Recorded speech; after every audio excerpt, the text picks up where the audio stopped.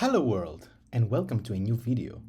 In today's video we will play a bit with the method overloading, overriding, and some polymorphism with Kotlin extension methods.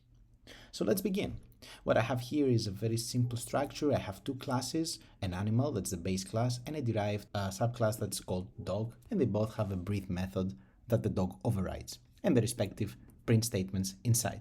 So what I will try and start with is creating an extension function that has the same name as the existing instance function inside.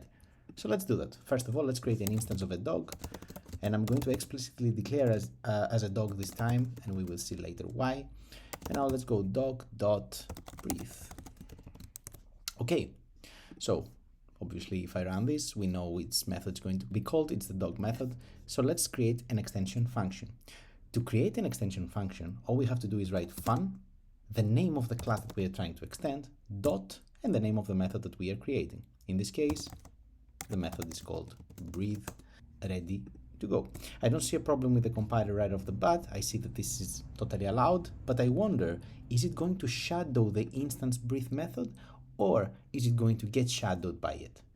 So in order to understand, of course, that we need to get a print statement inside. So extension dog method in this case, and we're ready to go. Let's try. And we see that the extension function that I just created is not called over the instance one inside the class. And why is that? If we go to the documentation, the Kotlin docs, we see that when the class has already a member function with the same receiver type, the same name, and is applicable to the same arguments, basically, the member always wins. So there's that. Good to know. Very important to know that this is not shadowing. It cannot shadow an existing instance method. So let's try something else now. Let's assume that this dog type is not declared as a dog, but as a base class, the animal. And we assign this to the dog instance. Now, this is a very common scenario in object-oriented programming, and it's the basis of polymorphism. It's a very strong tool. We can have a type, but in runtime, what is happening is the actual class is being used. So if I run this, even though this is an animal, we see that the dog method is called. Pretty straightforward. But now I wonder again, does the same happen with extension methods? And let's try. As we see, we cannot use those extension methods because they have the same name and the same arguments as the ones that pre-exist. So let's make it breathe extension, and I will also create an animal equivalent, the breathe extension, and here in the print statement, this is now an animal method. So let's go back here. Instead of the breathe, let's call the breathe extension method. What is going to happen if this is an animal? Remember, if this was not an extension method, the dog instance was called. Here, let's see. I run it. And I see that in the extension method, the animal method is being called. This is very interesting.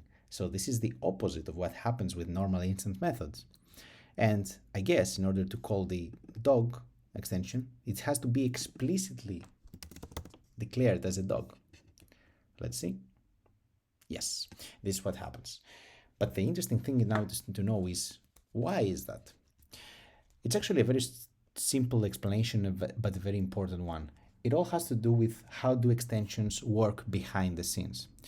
We have to clarify that extensions are not some magic that magically goes inside an existing class and alters its code base. It cannot do that. So it needs to find some tricks to pretend like this method that you're creating acts as a normal method, but it's not. What happens is that extensions are statically resolved. What does that mean? Let's see.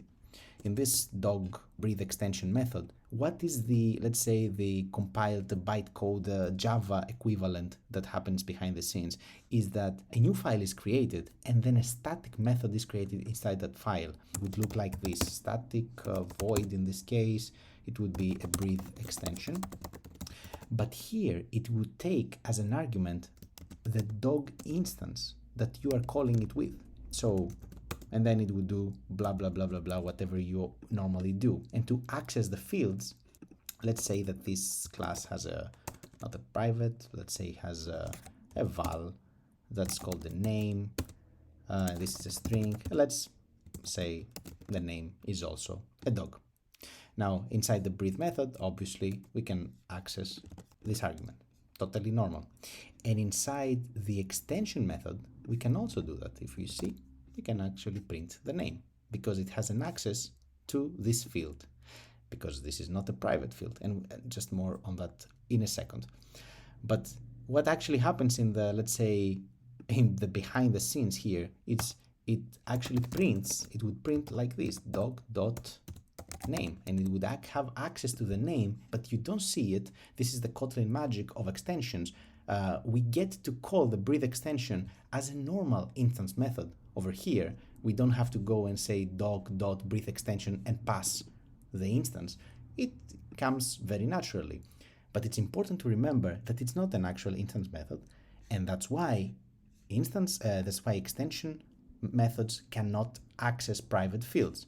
So if this name was private, which the breathe instance method can totally access here, what happens is in the breathe extension method, we don't have access to the name. And we can see this, of course, if I try to run this, we're going to get a compiler. Yes, it cannot access the name. It's private in dog. So there you go.